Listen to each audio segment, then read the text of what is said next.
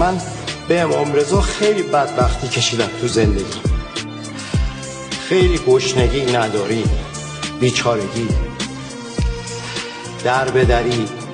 گفتم یعنی خدا به من رو کرده، خدا یعنی یه بار بدبختی های من رو نگاه کرده، دلش به حال من سوخته، گفته بیا شرم اینو میذارم تو کاسه.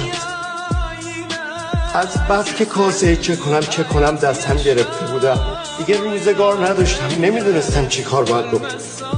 هر کدومتون که الان ناامیدی، هر کدومتون که الان تو زندگی کاسه چه کنم دستتون گرفتین، فکر نکنید هیچکی نمیبینه، فکر نکنید هیچی وجود نداره.